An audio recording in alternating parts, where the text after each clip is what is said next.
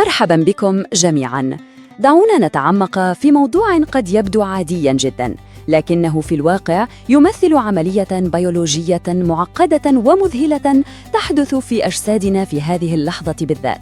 نحن نتحدث عن قصة حياة شعر الإنسان. على السطح الأمر يبدو بسيطاً، أليس كذلك؟ لكن ما يحدث تحت الجلد هو دراما خفية ومستمرة، حياة، نمو، وفي النهاية موت. لترتيب أفكارنا اليوم سنمر ب5 محطات سريعة. سنبدأ أولاً بدورة حياة هذا الشعر الميت، ثم ننتقل إلى مرحلة التنامي أو النمو، تليها مرحلة التراجع الانتقالية. بعدها سنصل إلى الانتهاء والتساقط، وأخيراً سنتحدث عن الساعة البيولوجية العجيبة للبصيلات. 5 فصول تلخص قصة شعرة واحدة. حسناً، لنبدأ بالقسم الأول، دورة حياة الشعر الميت، وكيف يمكن أن تكون هناك دورة نشيطة جداً لمادة هي ميتة بطبيعتها. المفارقة هنا غريبة بعض الشيء، فالشعر الذي نراه فوق الجلد هو علمياً مجرد مادة ميتة، لكن رغم ذلك يخضع جسمنا هذه المادة لدورة حياة منظمة للغاية ولا تتوقف أبداً. ببساطة، الشعر الذي ينمو لدينا الآن ليس هو نفسه الذي ولدنا به. وهذا يقودنا إلى رقم يومي قد يفاجئكم: من 50 إلى 100. يفقد البشر ما بين 50 إلى 100 شعرة كل يوم، والجزء الأغرب نحن حرفياً لا نلاحظ ذلك على الإطلاق. إنه تساقط مستمر وجزء طبيعي جداً من تلك الدورة الدقيقة التي تعمل خلف الكواليس بصمت. وبالمناسبة، هذا يفسر لنا أمراً مهماً ويدحض خرافة شائعة للغاية. بما أن الشعر المرئي ميت، فإن قصه أو حلاقته لا يؤثر إطلاقاً على سرعة دورة النمو البيولوجية أو كثافتها. نحن فقط نقصر مادة ميتة، هذا كل شيء.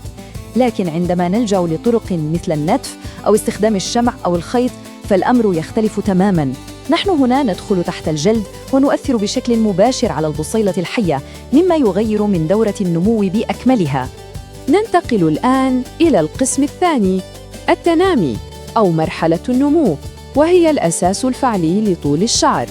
هنا يبدأ العمل الحقيقي، حيث تنمو الشعرة وتكتسب شكلها وخصائصها بقوة.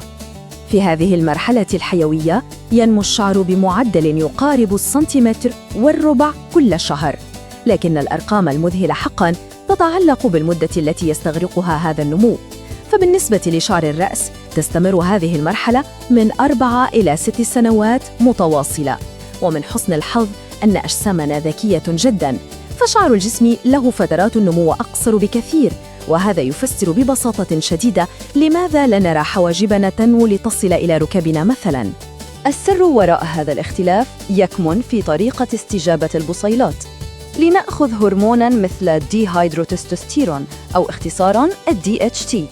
في حالات الصلع يقوم هذا الهرمون بتقصير مرحلة النمو ويجعل بصيلات الرأس تضمر. لكن المفارقة العجيبة هو نفسه الهرمون الذي يعمل كوقود يحفز نمو شعر الصدر واللحية. وطبعاً يجب ألا ننسى أن عوامل أخرى كالتوتر الشديد وسوء التغذية والتقدم في العمر يمكنها أن تنهي هذه المرحلة الحيوية قبل الأوان. وهذا يأخذنا إلى القسم الثالث، التراجع أو المرحلة الانتقالية. دعونا نسميه إغلاقاً تاماً لمدة 2 أسبوع. فجأة تتوقف تلك الطاقة الصاخبة لمرحلة النمو، وتبدأ الشعر في الاستعداد لنهاية رحلتها. ما يحدث هنا عبارة عن آليات بيولوجية في غاية الدقة. في غضون 2 أسبوع فقط تقوم الشعرة حرفياً بقطع علاقتها مع مصدر الحياة. الخطوة الأولى هي الانفصال التام عن الأوعية الدموية والحليمة الأدمية. وبمجرد حدوث هذا الانفصال ينقطع تدفق الأكسجين والمواد المغذية تماماً، والنتيجة النهائية يتوقف نمو الشعر بشكل كلي. هذا الإغلاق التام هو خطوة ضرورية تمهد لما سيحدث تالياً. نصل الآن إلى القسم الرابع، الانتهاء والتساقط أو فترة الراحة والتحرر. بعد سنوات طويلة من العمل المتواصل والنمو ثم الإغلاق السريع، تدخل البصيلة في حالة من السبات العميق. دعونا ننظر إلى هذا الجدول الزمني لنستوعب الصورة كاملة. تخيلوا معي رحلة تبدأ ب4 إلى 6 سنوات ضخمة من النمو، يتبعها أسبوعان فقط من التراجع والانفصال المفاجئ، لتنتهي الأمور بفترة راحة تستمر ل3 أشهر كاملة. تحول دراماتيكي حقاً من النشاط المحموم والمستمر إلى الهدوء التام.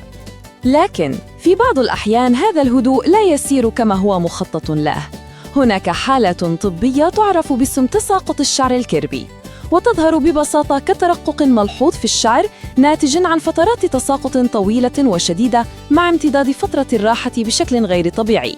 وفقاً للمصادر، هذا الخلل هو في الواقع صرخة استغاثة أو جرس إنذار من الجسم، وقد يكون ناتجاً عن إجهاد نفسي شديد أو نظام غذائي سيء أو حتى نقص في الفيتامينات والمعادن. بطبيعة الحال فترة الراحة هذه لابد أن تنتهي يوماً ما. مرحلة التساقط هنا هي ببساطة عملية تسليم بيولوجية في غاية السلاسة، يمكننا اعتبارها امتداداً لمرحلة الانتهاء، حيث يتم التخلص من الشعر القديمة الميتة وتحريرها لتسقط، وفي نفس الوقت تماماً تنمو الشعر الجديدة بالكامل تحتها لتبدأ دورة التنامي والنمو من الصفر مرة أخرى. حسناً، ألا يثير هذا تساؤلاً منطقياً جداً؟ القسم الخامس، الساعة البيولوجية للبصيلات، أو السؤال الأهم: لماذا لا نصلع جميعاً دفعة واحدة؟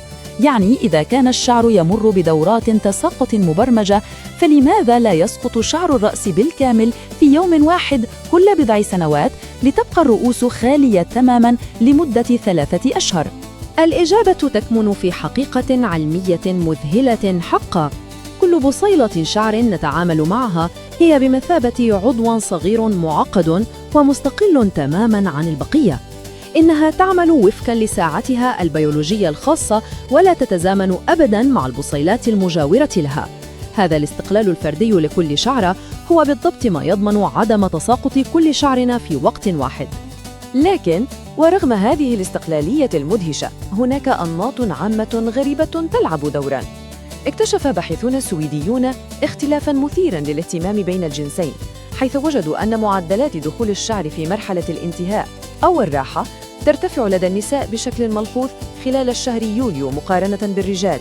وبما أننا عرفنا أن مرحلة الراحة تستمر ل3 أشهر، فمن المنطقي أن هذا الشعر الذي بدأ يرتاح في الصيف يميل للتساقط بكثافة لاحقاً في الخريف، وتحديداً في أكتوبر أو نوفمبر.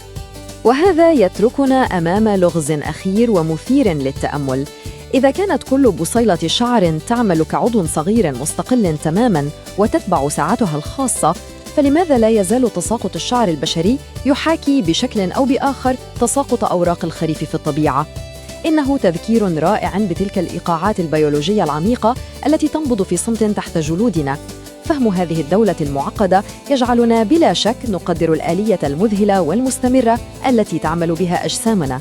شكراً لمتابعتكم، ونلقاكم في شروحات قادمة.